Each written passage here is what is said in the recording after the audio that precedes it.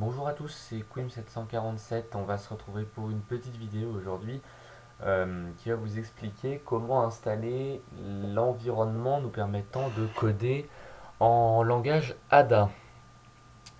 Donc voilà, c'est une vidéo un petit peu test et découverte pour moi puisque c'est la deuxième installation que je fais seulement parce que j'ai deux machines sous Linux.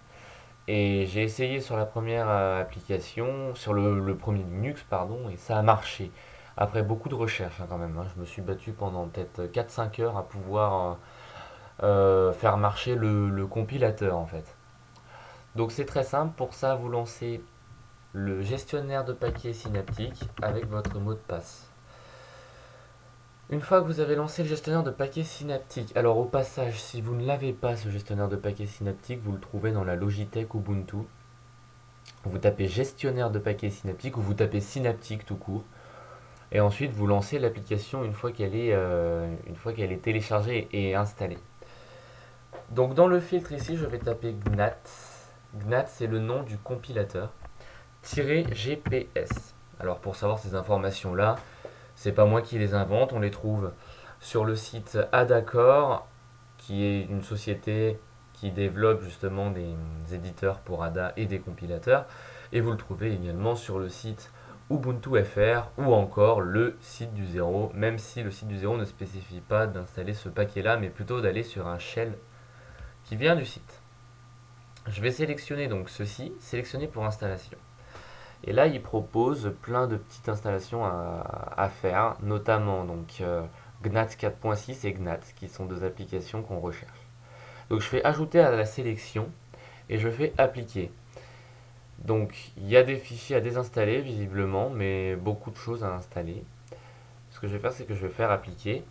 Et maintenant, on a juste à attendre. Alors possiblement, je pourrais accélérer un petit peu, je sais pas. Mais voilà, donc en fait, grâce à ce paquet, en théorie, ça devrait marcher. Alors moi, au début, quand je le faisais, ça marchait pas parce que j'installais GNAT avant le paquet GNAT GPS. Mais là, je pense que ça va marcher. Donc, je vous dis ça en fait, mais je suis même pas sûr que ça fonctionne correctement. Parce qu'en fait, il faut savoir une chose, c'est que c'est super compliqué en fait sous Linux d'installer l'IDE permettant de coder en Ada. Mais vous allez en avoir besoin de ce langage de programmation, surtout si vous faites des études en informatique. Je vous dis ça pas au hasard, mais c'est parce que dans mon IUT à moi, c'est un DUT informatique, on va me faire coder en ADA au début, donc c'est-à-dire durant les prochains mois et les prochaines semaines. Donc c'est pas un langage à négliger si vous voulez travailler à la maison. Et c'est vrai qu'il n'y a pas beaucoup de choses sur internet qui peuvent nous expliquer comment le faire, comment l'installer. Donc voilà, Synaptic, vous pouvez le trouver sous Debian aussi, je pense, sous Ubuntu et toutes les dérivées de Ubuntu, c'est-à-dire la plupart des Linux en fait. Là, il a fini de télécharger les paquets, maintenant il va les installer. Donc voilà, j'essaye de vous parler un peu, hein. On va essayer de ne pas accélérer la vidéo et d'aller jusqu'au bout de l'installation. D'ailleurs, il me semble que j'ai des sauvegardes qui se font. Non, il me demande un mot de passe, je vais pas la faire pour le moment. J'en ai pas besoin. Donc, restez quand même jusqu'au bout de la vidéo parce que le paquet, ça va pas suffire. Il y a une petite manip à faire qui est précisée de toute façon sur le site du zéro. Donc, je vais pas fermer le gestionnaire de paquets synaptique pour le moment. Ce que je vais faire, c'est que je vais lancer le terminal ici donc.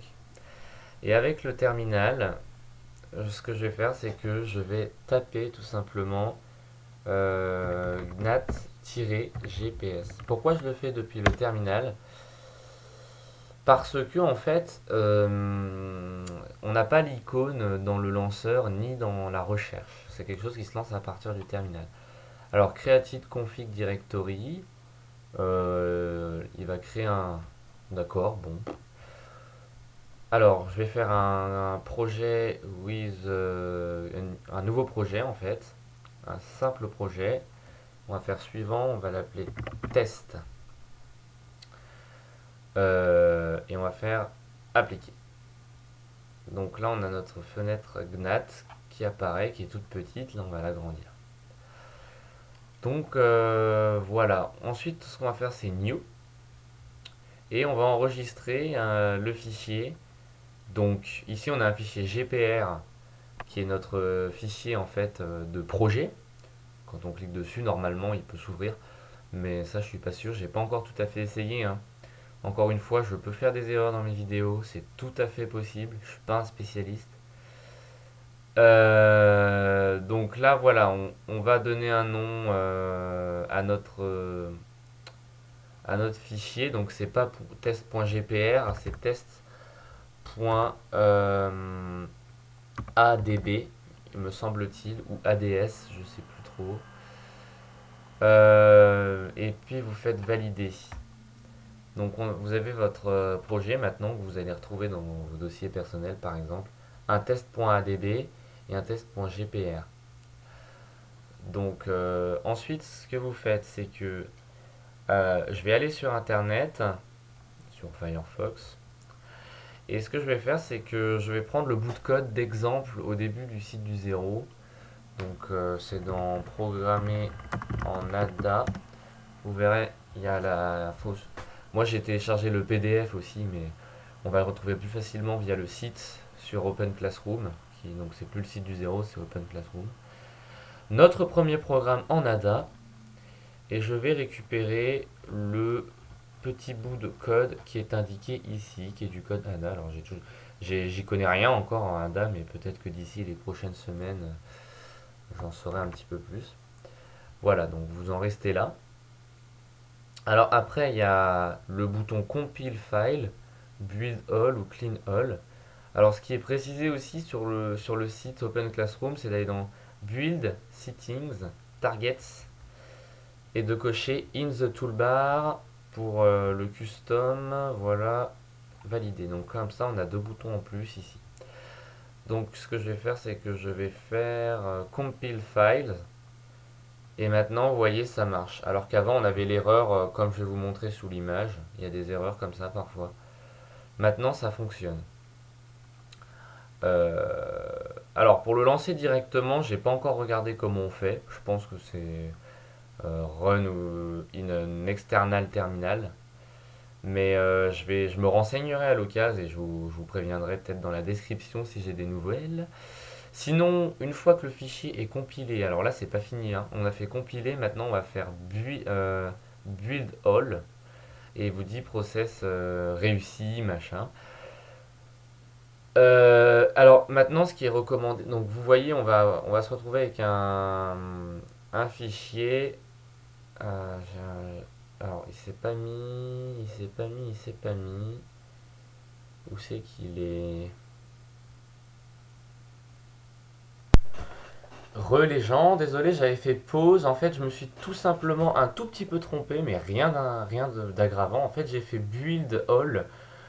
Donc, je retrouvais pas l'application, j'avais fait build all. En fait, ce qu'il faut faire, c'est build et faire un build current file. Donc, en fait, je vais aller simplement dans settings target. Je vais aller sur build current file et je vais l'afficher dans la barre toolbar. Et puis, ça sera celui-là qu'il faut lancer, build current file. Vous le lancez. Et maintenant, quand vous retournez ici, vous vous retrouvez avec votre fichier exécutable Linux. Pour moi, c'est sous Linux. Test. Et maintenant, vous pouvez le lancer. Pour le lancer, je vous conseille d'utiliser le terminal. On va créer un terminal. Et donc, ça va être très facile. On fait /, test, tout attaché. Et vous voyez on nous affiche le message Salut tout le monde. Voilà, c'était Calistoria pour cette petite vidéo. Au passage, vous avez remarqué qu'en quittant le terminal, il y a tout qui se quitte, l'éditeur, etc. Donc voilà, j'ai fait cette petite vidéo juste parce que moi j'ai passé longtemps à essayer de régler ce problème et j'ai pas réussi. Enfin, j'ai fini par y arriver, mais voilà, c'est des petites astuces comme ça. Faut pas. Le site du zéro, enfin Open Classroom c'est bien, mais si on suit tout ce qu'il dit, on a du mal à comprendre par rapport juste à l'installation. Mais pour le reste, c'est vraiment génial. Voilà, voilà, c'est tout. Donc on se retrouve pour une prochaine vidéo dans pas très longtemps. Ciao, bye bye.